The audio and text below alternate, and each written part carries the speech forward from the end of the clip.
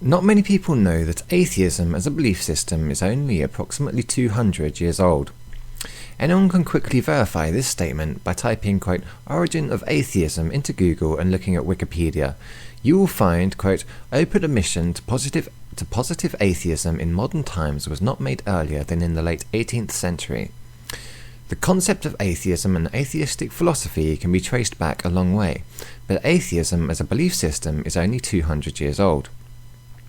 So what happened in the late 18th century which gave rise to positive atheism?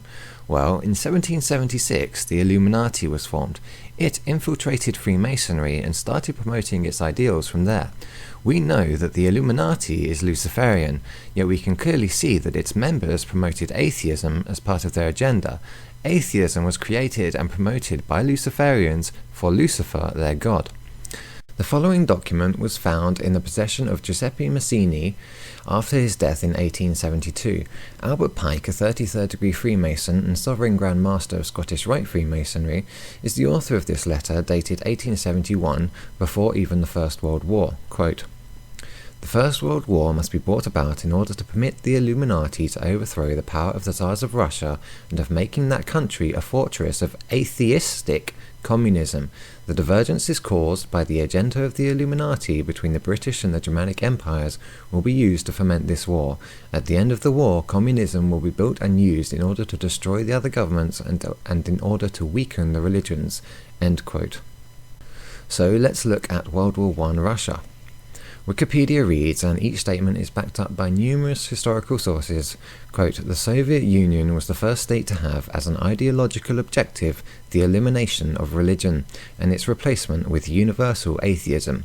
The communist regime confiscated religious property, ridiculed religion, harassed believers, and propagated atheism in schools. The confiscation of religious assets was often based on accusations of illegal accumulation of wealth. Public displays of religion outside of designated areas were prohibited. Within about a year of the revolution, the state expropriated all church property, including the churches themselves, and in the period between 1922 and 1926, 28 Russian Orthodox bishops and more than 1,200 priests were killed. Many more were persecuted. In addition, religious institutions were not allowed to express their views in any type of mass media, and many religious buildings were either demolished or used for other purposes." End quote. So we can see that Albert Pike's plan for World War I did come to fruition. The point of World War I was entirely to overthrow the Tsars of Russia, to make that country a fortress for atheism. The rest of the war was just a diversion between two illuminated cousins in King George of England and King Wilhelm II of Germany. This is what Albert Pike wrote about World War II. Quote, "The Second World War must be fomented by taking advantage of the differences between the fascists and the political Zionists. This war must be brought about so that Nazism is destroyed and that political Zionism be strong enough to institute a sovereign state of Israel in Palestine. During the Second World War, international communism must become strong enough in order to balance Christendom, which would then be restrained and held in check until the time when we would need it for the final social cataclysm." End quote. Now, the Soviet powers did become strong enough to balance Christendom, and atheistic communism began taking over weaker governments. In 1945, at the Potsdam Conference, a large portion of Europe was simply handed over to Russia, and the aftermath of the war with Japan helped to sweep the tide of atheistic communism into China. On the 14th of May 1948, the State of Israel in Palestine was indeed established, and atheism was nurtured in Soviet territory throughout the Cold War, safely behind the Iron Curtain into the modern era, where it will be used for, quote, "the final social cataclysm." And so on to the Third World War. Quote, "The Third World War must be fomented by taking advantage of the differences caused by the agenda of the Illuminati, that is, the agents of the Illuminati, between the political Zionists, that is, the UK, Western Europe, America, and Israel, and the leaders of the Islamic world. The war must be conducted in such a way that Islam and political Zionism mutually destroy each other. Meanwhile, the other nations, once more divided on this issue, will be constrained to fight to the point of complete physical, moral, spiritual, and economic exhaustion. We shall unleash the nihilists and the atheists, and we shall provoke a formidable social cataclysm which in all its horror will show clearly to the nations the effect of absolute atheism, origin of savagery and of the most bloody turmoil. Then, everywhere, the citizens, obliged to defend themselves against the world minority of revolutionaries, will exterminate those destroyers of civilization, and the multitude, disillusioned with Christianity, whose deistic spirits will from that moment be without compass or direction, anxious for ideal but without knowing where to render its adoration, will receive the true light through the universal manifestation of the pure doctrine of Lucifer, brought finally out into public view. This manifestation will result from the general reactionary movement which will follow the destruction of Christianity and atheism, both conquered and exterminated at the same time." End quote. So we can see, looking at these plans in context and with history to guide us, the State of Israel was created so that it would radicalize and provoke the Muslim world into becoming extreme. Then the two sides will be led to mutually destroy each other. What will the world be thinking as the Muslims and the Zionists destroy each other? They will be thinking, as they are already, that religion is the cause of all the problems in this world. And so this war, like all the others, is about promoting atheism. It's about nurturing the atheist sentiment and criminalizing religion for use in the final social cataclysm. So what will be the final social cataclysm? Well, first let's take a look at today's world to know where we are in the plan. Radical Islam is being promoted and funded all over the Middle East and Africa.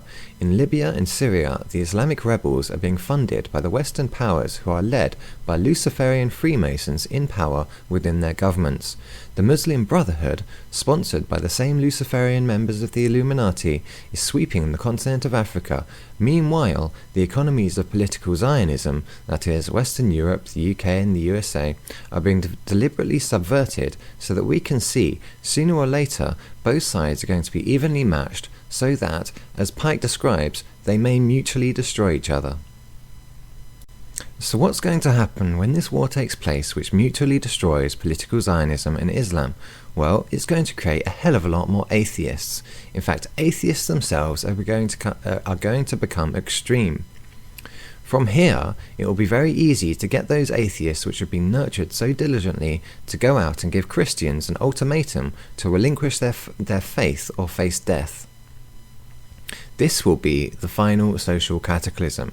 The atheists will commit genocide against the last remaining religious faction on earth, the Christians, who have been innocent throughout.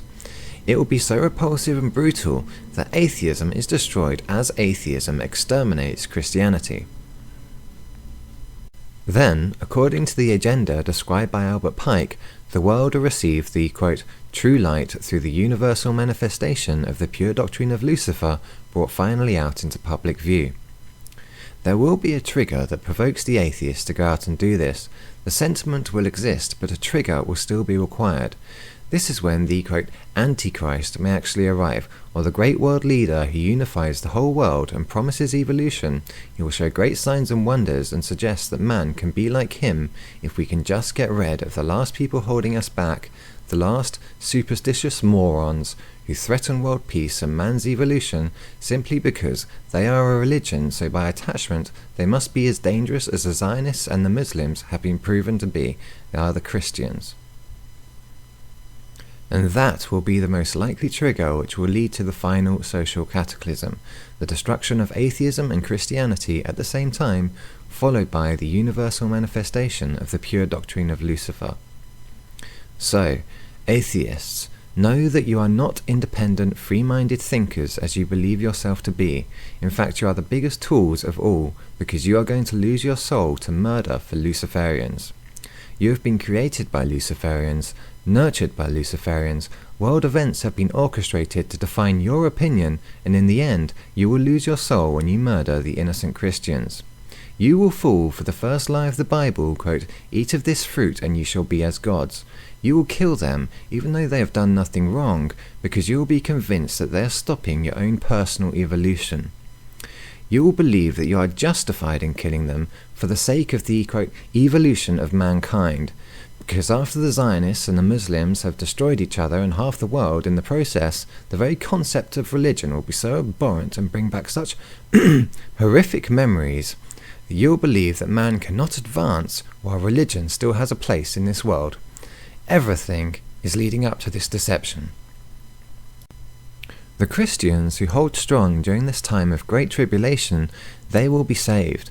They will be the only ones who will be saved, because everything that happens on earth is for the purpose of defining God's elect who will stand with him in heaven. They are Christ's people, so it is apt that they should die as Christ died, committing no crime themselves, yet being brutally murdered nonetheless. In Christ's death, he lit the path that Christians would have to take 2,000 years later. Believe me, or don't believe me, you have been warned, so stand back and watch what happens, and maybe when you see this plan come to fruition, you will remember this warning and be saved. Thank you for listening.